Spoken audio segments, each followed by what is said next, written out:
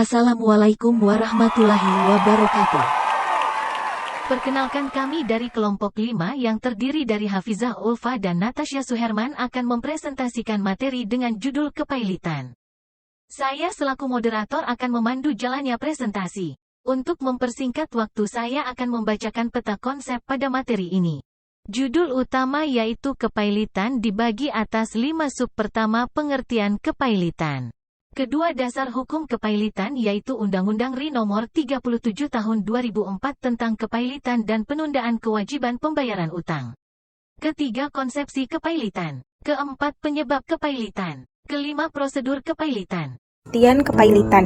Berdasarkan Ensiklopedia Ekonomi Keuangan Perdagangan, pailit atau bangkrut merupakan keadaan di mana seseorang yang oleh pengadilan dinyatakan mengalami kebangkrutan. Warisan yang dimilikinya akan dijadikan sebagai pembayar utangnya. Berdasarkan Undang-Undang Kepailitan, kepailitan berarti kegiatan sita umum atas semua kekayaan yang dimiliki oleh debitur pailit. Pengurusan dan pemberesan kegiatan ini sendiri dilakukan oleh kurator, yang berada di bawah pengawasan hakim pengawas sebagai diatur dalam Undang-Undang Kepailitan tersebut. Menurut Martias Gelar Iman Radjo Mulano mengemukakan pailit sebagaimana yang ditentukan dalam Kitab Undang-Undang Hukum Perdata, yaitu seluruh harta dari kekayaan debitor menjadi jaminan untuk seluruh utang-utangnya. Menurut Gunawan Wijaya, kepailitan berarti segala hal yang berhubungan dengan pailit. Kepailitan adalah eksekusi massal yang ditetapkan dengan keputusan hakim, yang berlaku serta-merta dengan melakukan penyitaan umum atas semua harta orang yang dinyatakan pailit, baik yang ada pada waktu penyitaan pailit, maupun yang diperoleh selama kepailitan berlangsung untuk kepentingan semua kreditur yang dilakukan dengan pengawasan pihak yang berwajib. Dasar hukum. Dasar hukum kepailitan di Indonesia adalah Undang-Undang Nomor 37 Tahun 2004 tentang kepailitan dan penundaan kewajiban pembayaran utang beserta peraturan pelaksanaannya. Undang-undang tersebut diatur tentang syarat-syarat dan putusan pailit, tata cara permohonan kepailitan, tata cara pelaksanaan kepailitan, tata cara penyelesaian kewajiban oleh kurator, tata cara pembatalan pembuatan hukum oleh debitor, serta tata cara pelaporannya kepada pengadilan. Selain itu, Undang-Undang Nomor 37 Tahun 2004 juga menetapkan peran pengadilan sebagai lembaga yang berwenang memutuskan suatu permohonan kepailitan dan menunjuk seseorang kurator yang bertanggung jawab untuk mengurus dan menyelesaikan harta debitor pailit serta membagikan hasil penyelesaian kepada krediturnya. Semua proses kepailitan dilakukan melalui pengadilan dan diawasi oleh pengawas pengadilan yang merupakan lembaga administrasi di bawah Kementerian Hukum dan Hak Asasi Manusia. Ada pula hadis yang menyebutkan, barang siapa berutang dengan maksud akan membayarnya kembali, Allah akan membayar atas namanya. Dan barang siapa berutang dengan maksud memboroskannya, maka Allah akan menghancurkan hidupnya. 3. Konsepsi. Konsep penting dalam kepailitan. Yang pertama ada insolvensi. Insolvensi merujuk pada ketidakmampuan seseorang atau perusahaan untuk membayar utang-utangnya saat jatuh tempo. Kedua, kepailitan. Kepailitan adalah proses hukum yang melibatkan penetapan oleh pengadilan bahwa seseorang atau perusahaan tidak mampu membayar utang-utangnya dan tidak mampu memenuhi kewajiban keuangan lainnya. Ketiga, ada debitur. Debitur adalah pihak yang memiliki kewajiban membayar utang kepada kreditur. Keempat, ada kreditur. Kreditur adalah pihak atau lembaga yang memiliki klaim atau piutang terhadap debitur. Yang kelima, ada kurator. Kurator adalah orang yang ditunjuk oleh pengadilan untuk mengelola aset-aset debitur yang dinyatakan pailit. 6. Likuidasi. Likuidasi adalah proses menjual atau mengonversi aset-aset debitur menjadi uang tunai untuk membayar kreditur sesuai dengan urutan prioritas yang ditetapkan dalam hukum kepailitan. 7. Penundaan kewajiban pembayaran utang. Penundaan kewajiban pembayaran utang adalah mekanisme yang memungkinkan debitur untuk menjaga kelangsungan usahanya dengan menunda kewajiban pembayaran utang selama periode tertentu. Yang ke-8, pembagian hasil kepailitan. Setelah likuidasi aset debitur, hasil penjualan akan digunakan untuk membayar kreditur sesuai dengan urutan prioritas yang ditetapkan oleh hukum. 4. Penyebab kepailitan. Pertama, investor berhenti melakukan investasi. Kedua, mengabaikan kebutuhan konsumen. Ketiga, terlalu fokus memikirkan pengembangan perusahaan. Keempat, takut untuk bersaing dengan perusahaan lain. Kelima, mengabaikan pergerakan perusahaan asing. Keenam, harga barang atau jasa yang terlalu mahal. Ketujuh, perusahaan terlilit hutang. Kedelapan, berlebihan dalam melakukan pengembangan perusahaan. Kesembilan, CEO perusahaan melakukan penipuan atau penggelapan.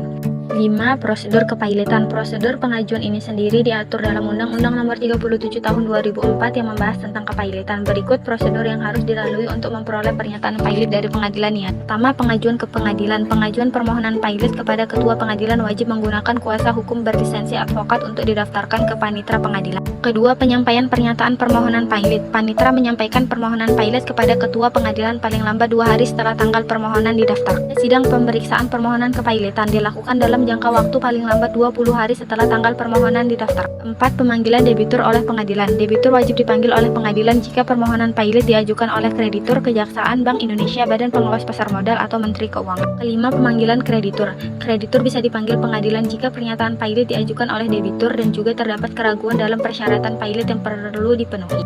Keenam, pemanggilan debitur dan kreditur dengan surat kilat. Pemanggilan dilakukan oleh juru sita dengan surat kilat paling lama 7 hari sebelum persidangan pertama dilakukan. Ketujuh, putusan pengadilan terkait kepailitan. Putusan pengadilan akan permohonan pailit harus dikabulkan jika terdapat fakta terbukti bahwa persyaratan pailit terpenuhi. Putusan tersebut paling lambat harus diucapkan 60 hari setelah didaftar. Bacaan putusan. Putusan tersebut juga harus memuat pendapat majelis hakim yang harus diucapkan dalam sidang terbuka untuk umum. Selanjutnya, contoh kasus kepailitan. Pada 29 Januari 2021, perusahaan yang bergerak di bidang properti PT Sentul City Tbk berada dalam status penundaan kewajiban pembayaran utang atau PKPU.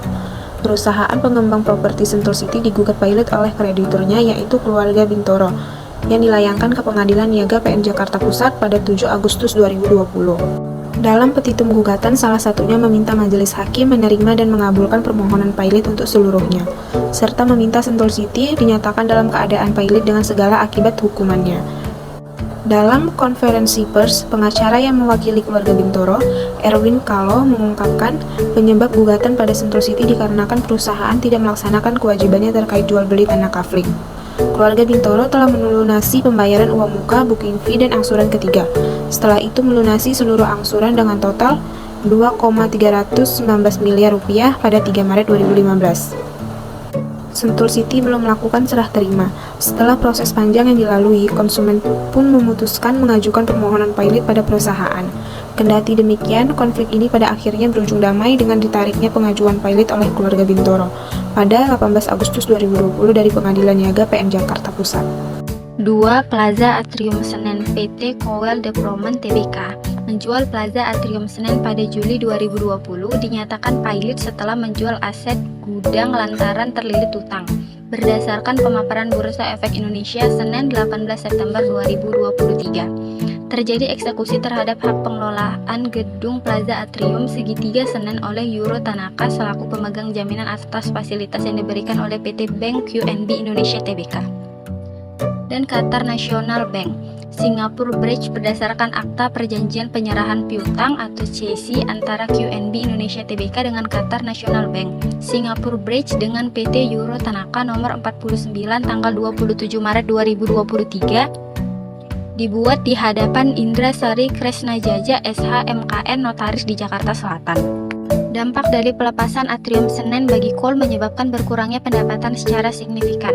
Hal ini berpotensi delestring dari pencatatan saham Bursa Efek Indonesia setelah masa penundaan informasi atau subsens saham mencapai 3 tahun. Subsensi sementara pada 13 Juli 2020 berdasarkan nomor Peng Street SPT Street 0001.BEI.PP3-07 Street 2020 dan Peraturan Bursa Nomor 1/1 tentang penghapusan pencatatan atau delistring dan pencatatan kembali atau leristring saham di bursa. Mengacu pada regulasi tersebut, bursa dapat menghapus efek perusahaan tercatat apabila emiten mengalami kondisi atau peristiwa yang secara signifikan berdampak negatif pada kelangsungan usaha, baik secara finansial maupun hukum dan tidak terdapat indikasi pemulihan yang memadai.